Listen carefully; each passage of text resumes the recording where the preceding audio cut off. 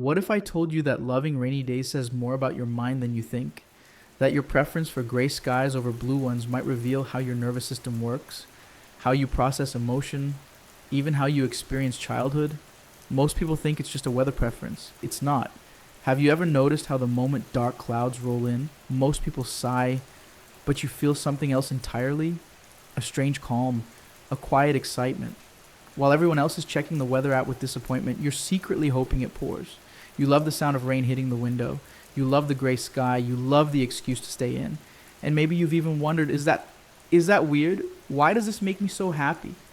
Because culturally, we're told sunshine equals happiness. Blue skies mean good mood. Summer is supposed to be peak life. So what does it mean if your soul lights up when the sky goes dark? Let me show you what's actually happening inside your brain. First, think about the sensory experience of rain. The steady rhythm, the soft drumming on rooftops, the distant rumble of thunder. For many people, that sound acts like a form of natural white noise. And white noise does something powerful. It lowers the brain's alert system. Your nervous system shifts out of fight or flight and into something softer, something safer. Rain is predictable, it's rhythmic, it's steady. Your brain loves predictability. In a world that feels chaotic and loud and overstimulating, rain creates a sensory cocoon. It wraps around you. It tells your nervous system, you're safe right now. If you love rainy days, there's a good chance you're highly sensitive to sensory environments, not in a fragile way, in a perceptive way. Bright lights, loud conversations, crowded spaces, they drain you. But rain reduces the world's volume. Fewer people outside, softer sounds, dimmer light. It's like someone turned down the brightness on existence. Your brain exhales. And here's something interesting. There's research suggesting that moderate ambient noise, much like rainfall, can enhance creativity. Not blasting music, not silence, but that in-between hum. Rain creates exactly that. It's like your thoughts have room to stretch. Suddenly you want to journal, or read, or think about your life in a deep cinematic way. Which brings me to another layer, nostalgia. Rain has a strange emotional quality. It slows time. Think about how movies use rain. Confessions happen in the rain. Transformations happen in the rain. Breakups. Realizations. It's symbolic. And your brain absorbs symbolism whether you realize it or not. For some people, rain activates autobiographical memory more easily. Smell plays a role here too, that earthy scent after rain called petrichor. It's subtle, but it connects to memory centers in your brain like the hippocampus. So when it rains, you're not just experiencing water falling from the sky. You're time traveling. You're remembering childhood afternoons, school days, quiet moments, maybe even a feeling of being taken care of. And there's something even deeper that might be happening.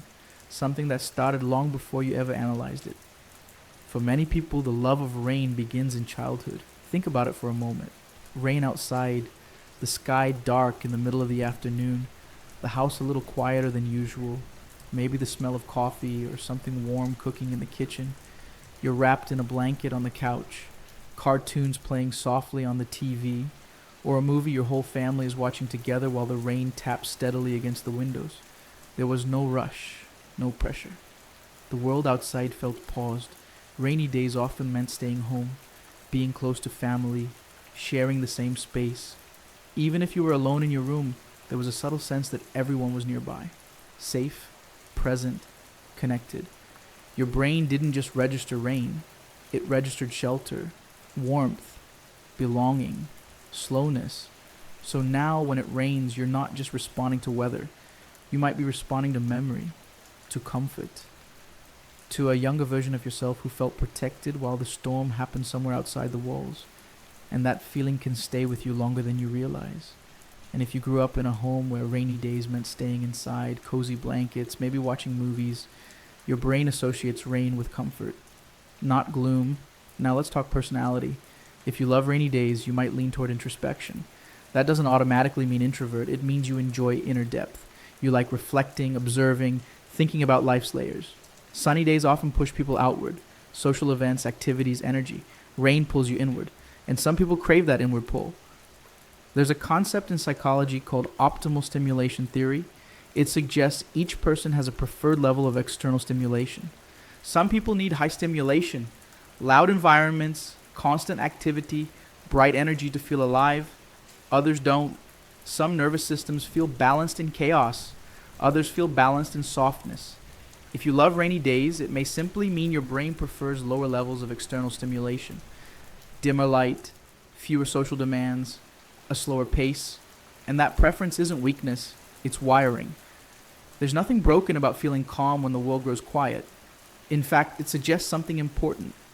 You might be someone who processes life internally before expressing it externally. Someone who values depth over noise, reflection over reaction, meaning over momentum. Rain doesn't demand anything from you. It doesn't ask you to perform, to be productive, to be visible. It gives you space. And in that space, your thoughts expand. Your emotions settle. Your imagination stretches. The world softens. And maybe that's why it feels like relief. Because for a moment, the outside world matches your internal rhythm. Slower, quieter, more layered. Loving rainy days doesn't mean you love darkness. It might mean you appreciate complexity. You understand that calm and sadness aren't the same thing. That gray isn't empty. It's nuanced. That softness can be powerful. So the next time dark clouds roll in and someone says, "It's such a gloomy day," notice how you feel.